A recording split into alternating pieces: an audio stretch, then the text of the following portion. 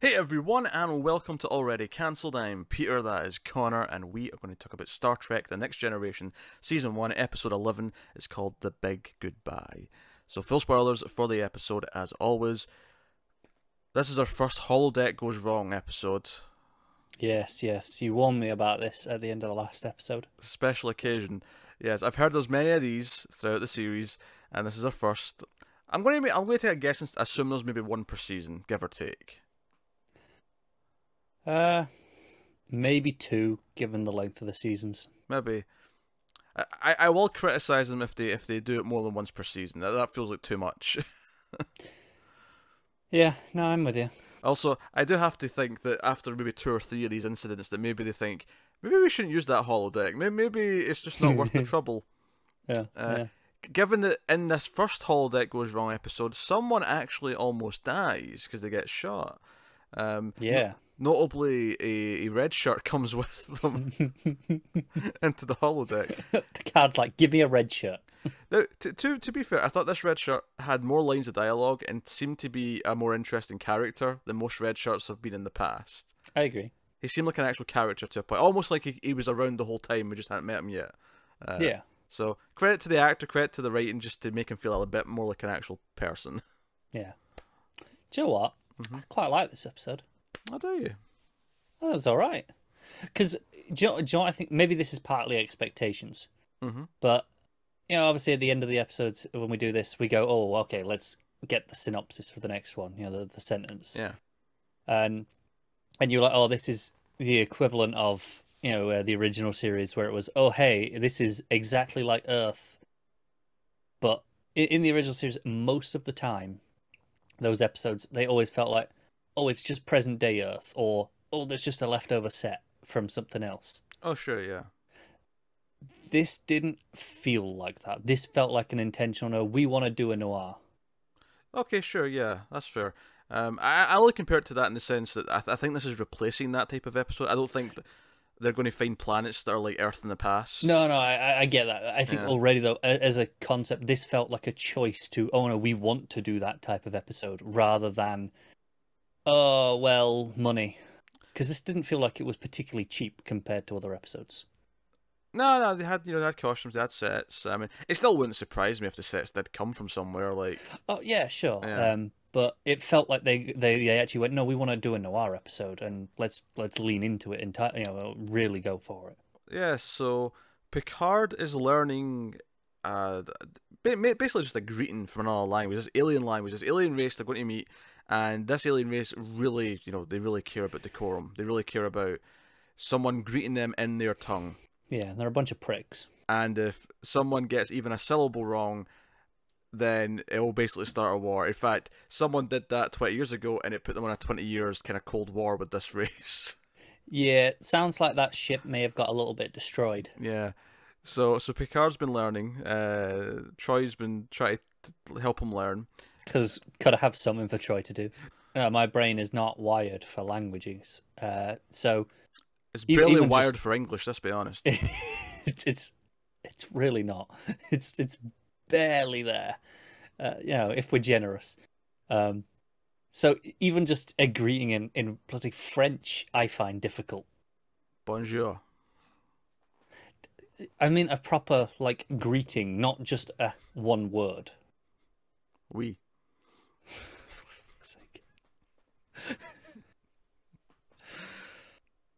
Au revoir. That's the extent You've of been my a right French. dick lately, you know that. That's the extent of my French. Do you know what I did? 3-4 years of French lessons. I went to France multiple times.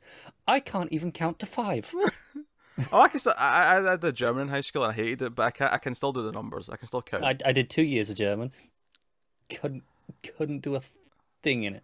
1, 2, 3, 4, 5, 6, 7, 8, 9, 10, 11, 12. And then it's just 3, 4, 5, 6. It's just now once you know how to just add the tens. It's 10 and number. Yeah. I get the principle. I just can't remember any of them, and I did 2 years of it. How can you forget 12? 12 is wolf. Was it? It's wolf with a Z in the front of it. It has a Z? Yeah. The other thing I always remember about the German alphabet is, you'd have to learn how they say every letter, right? Yeah. When you go through the alphabet in German, you get to Y, and I think it was Upsilon. That's how you say it. Like if you're saying the letter, it'd be like X Upsilon, and then whoever says Z, I can't remember who says Z. 2 years of German, no recognition. I'm sure it's Upsilon. It was This is genuinely like, this is brand new information to my brain. Well, because the rest of them, for the most part, made sense. I mean, they weren't the same as we would say it, but it was like be, set. It was like, it was things that made sense, and they may not be right. I'm just, it was things like that. It was like sounds that were kind of like just slightly different to the way we'd say it. But it got to Y, and it was Upsilon, and I'm like, Upsilon. Upsilon. That's a shit. See, this is why I feel comfortable shitting on languages, because I shit on all of them, because English is bloody stupid as well, don't get me wrong. It has some stupid rules. I just happen to know English. Just happen to know it, yes. Yeah. So anyway, he's all bollocks. He's learning this greeting, and he's getting stressed out, and tries like, maybe you should take a break, and the idea comes up, hey, go to the holodeck, try out one of the simulators. It's been freshly programmed. Yes. And he's like, I want to be this Dixon fellow, this private eye from the 40s. Yeah. So he goes down, and he goes in, and he's still wearing his Starfleet uniform, and he goes in, and he's got his office. He meets the maid, or whoever it is, and she's like, oh, what happened? Did you lose a bet? Because he's standing in this stupid outfit to her. And he goes out of the office, and there's a femme fatale who offers him a job to try and figure out who's trying to kill her. And he's like, later, back to the ship. Pretty much. But it cuts to his meeting with the crew, and instead of actually talking about the thing they're meant to be talking about, he's just gushing about how good the simulator is. He's like, "No, it was so real. I felt like you were there. It's so good." Do you know the one thing that bothered me at this point of the episode, in regards to this plot, is the clothing? We saw it give someone was it Troy, maybe, right? I don't know. So it gave someone robes. Yeah, it was Tasha when she was doing her karate. Tasha, yeah. So could it not have just put him in some period appropriate attire? No. She put that on. It didn't just appear on her, because I remember her like tying it and untying it. Okay, fair enough then. Yeah, I still question why she was wearing a robe. Yeah, but, like whatever. So he's like, he invites Dr. Crusher. He's like, would you like to join me? And she's like, it is kind of like a date. And then he almost immediately says, oh, and I'll go get the historian on the ship, because he'll be helpful. And then she's immediately disappointed that it's not just them. Yeah. Oh, all right. I didn't realize we'd be playing the Picard Beverly, cards to rhyme it. But did you not?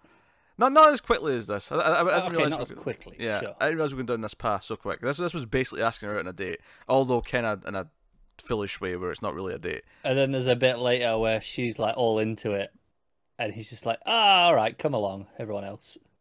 Again. Well, no, because later on when they're actually in they invite themselves, but he's like, I'll go on then. Yeah, well, yeah, but he's not mad that Data shows up, because Data shows up because basically Geordi compares it to it's like Sherlock Holmes, but later. And immediately he's like, ooh, Sherlock, you say? Yeah, Sherlock, you say. So he shows up in a hat. He's in character. He's doing the gangster speak. I say gangster. But mobster's maybe more accurate. It's 30s mobster. Yeah, well, 30s gangster. That's what mobster is a gangster. Yeah. Well, yeah, but specific, right? Yeah. But later on, though, when he gets out of being interrogated by the police, and she's like, "Oh, but do we have time to see your office before we go back?" And he's like, "Well, I guess that could be." And it's this tight close up between them. It's this two shot, and they're like in kissing distance, and they're going to go off together. And then like Data and the red shirt are like, "Oh yeah, that'd be fun. Let's go see your office." And both Picard and Beverly look kind of upset about this. They are, but he's like, "Go on then." Can't really say no. Yeah, but he's kind of like, "Oh, I suppose, yes, we'll go see my office." But he clearly was into the idea of going with just her at that point. He was. Also, Dr. Crusher being kind of intimidated by like the woman in the police station. She's like sort of trying to copy her makeup and stuff. Yeah. Try to get into character. What's weird about this is that the crew that go into the holodeck don't even realise there's something wrong until quite late into the episode, because the other characters try to contact them when the alien race are trying to like, we demand to speak to the captain, and Riker's like, all right, Geordi, go get the captain and that out the holodeck. And it's having none of it. Nah, the door's not opening, comms aren't working, It's went rogue. And bizarrely, it's Wesley who somehow ends up fixing it. Of course it bloody is. Because Wesley could do everything. What I thought was funny though is I did like the scene though when they're in the office and the bad guys are there, and it just turns into like a snowy mountain for like 5 seconds. 2 seconds, yeah. And they come back and they've got snow on them, and I'm like, yeah, this is what I hope they play with in the future, is the idea that it maybe starts short-circuiting and they start like travelling through different things. Yeah. And you have the mobsters try and leave and come out onto the ship. Yeah. Notably, Picard doesn't stop them. He's like, but by all means, you step out the holodeck. We'll see what happens. Yeah. If anything, Don't get too far. If anything, I question it takes that long for them to kind of slowly disintegrate. Me too. Yeah.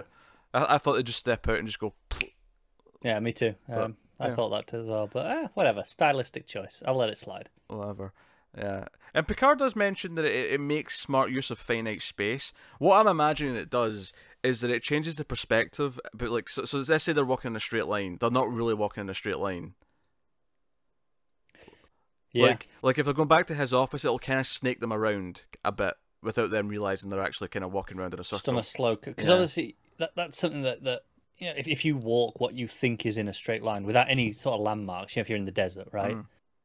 There's a very good chance you're definitely not going in a straight line. Mm-hmm. So it feels very natural that, hey, if it's gently guiding you along that path, that you wouldn't notice. Yeah. So makes sense. That's fine. So although apparently it can produce food because Dr. Crusher gets gum off of one of the NPCs. Look, if it can make bullets, it can make gum. True. This is true. I'm just saying. I'm not really questioning the gum at this part. I'm just pointing it out. And clearly gum's not a thing in the future because Dr. Crusher... Yeah, they're missing out. Yeah, she just swallows it as if she doesn't know what to do with it. Yeah. Which is amusing. No, I mean it's kind of a fun episode. I think it's oddly low stakes in a weird way. Like it almost feels like this is just an introduction to what we can do with the holodeck more than anything else. Yeah. The actual tension of what's really going on. Like sure, the red shirt's dying and they're trying to talk their way out of it, but ultimately it doesn't amount to much. No, but it's as a little noir story. It's very much to take on Maltese Falcon. Mm-hmm. I enjoyed it. It's pretty good. And correct me if I'm wrong, but they never actually say what the item is they're looking for. That it's like literally just a MacGuffin that's never named. Yeah. Pretty sure. So, that's something. I thought this was a pretty well put together episode. Acting from all the guests was solid. Yeah. I mean, you had the fun, like the Felix did, who seemed like a really timid guy, but actually really like killing people. You know, I liked how he kept wanting to shoot everyone, and like the crime boss is like, "Oh, calm down, Felix. We need to find out things first." Yeah. That's good. I think it's just in terms of like an actual narrative that's got stakes and whatnot. It doesn't really offer much in that way because it like literally the other characters just fix the holodeck, and we don't even see them really fix it. We know they're going to try to.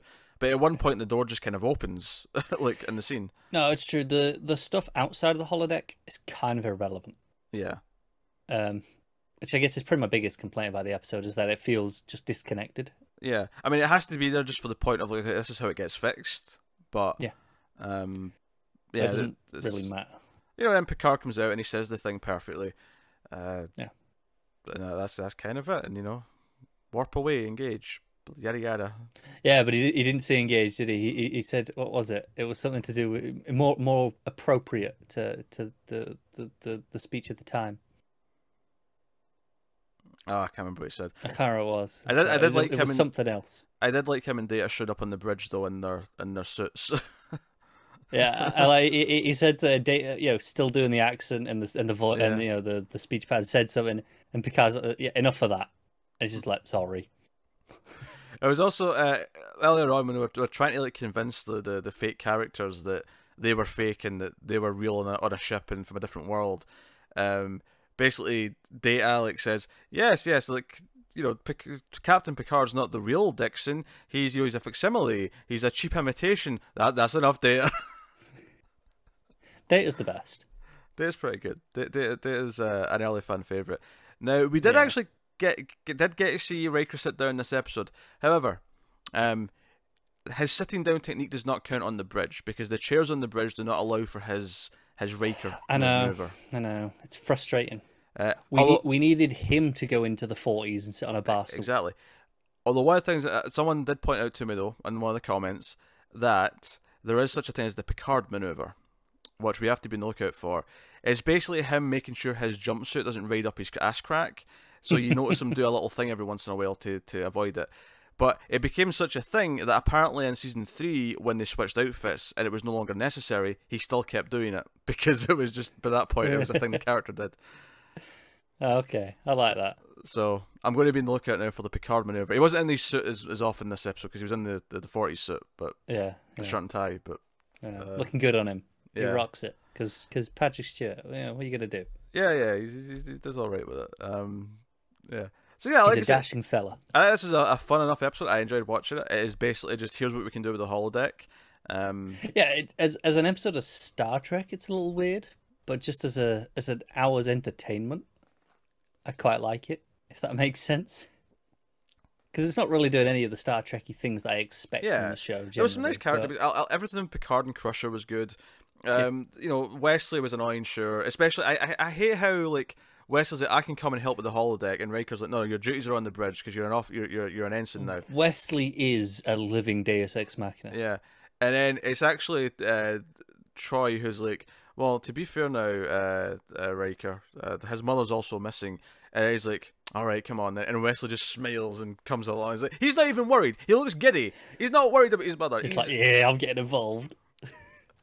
Riker needs to give him a good slap. Jettison him out the airlock. That too. Jettison him. And then nuke him from orbit. It's the only way to be sure. Just in case somehow he's able to survive in space. Hit him with a nuke as well. I like how, on that sense, he's in space, but they've got to orbit. They've got to get into orbit around something, and then nuke him. Him. Oh, they're gonna orbit. Orbit him. Not... His ego has an orbit. His ego is big enough for it to be a gravitational body. I believe that. Well, plot points seem to gravitate towards him. They do indeed. With a bit of luck, maybe some bullets will gravitate towards them in future seasons. Bloody Wesley. Oh dear. All right. I guess that's episode. I was 11. So let's look at the next one. I always do it. We always do that now. I will say, probably in my top 3 or 4 out of the ones so far. Oh, yeah, in terms of I'd probably agree with that. Next one's called Data Lore. Oh, okay, come on. The description IMDb: the Enterprise visits the planet where Data was created. Oh, we're getting some backstory. And discovers another android like him, but when he's assembled, he's not exactly like him. Does this mean Brent Spiner's going to get to play evil Data? It might do. Is that what we're getting here? Because I'm all for it. Yeah, this sounds potentially fun. Yeah. I will say though, I've heard of this episode, the Data origin, and what I've heard is that it's important in the sense of the Data origin stuff. You know, it is relevant and is good ideas, but it's a bit of a mixed bag of an episode in its own right. So, see if I agree with that. Because that was one of the ones that I'd heard of just in passing, of, the Data origin. Hey, if it hits naked now levels of fun, I'm okay with it. It's still a high bar to meet. That still might be my favourite episode, even though it's definitely not the best episode. It's one of the worst episodes. But, oh my God, I don't think I've enjoyed any episode as much as that. Oh dear. So join us next time for Data Lore. So we'll see for that next week. Let us know what you thought of this one in the comments below. Like, subscribe, all that stuff. You can get us on the Twitters at mailed_fuzz for channel updates. You can of course support us even more so over on patreon.com/mailfuzztv if you want to support us over there. You can do it for as little as $1 per month. You get these Star Trek reviews a week early. You get some other stuff there. You get some exclusive stuff. But go have a look, see if there's anything that tickles your fancy. And if you are listening to this in the audio feed on the Star Trek Viewers Log Classic series, there's also a sister audio feed called the Star Trek Viewers Log Modern series, which of course is currently Star Trek Discovery, and it'll go into the Picard show, the animated series that's coming up, all these new things. We're starting to get a bit of casting and news about the Picard show, so it's happening. Yeah, and renewals for other things. Discovery got renewed, so there's things happening. But yeah, so let us know what you think of the episode in the comments. Like and subscribe. I said all that stuff already. Once again, thanks very much for watching or listening. We always appreciate it. Keep watching TV, and to everyone but Connor, live long and prosper.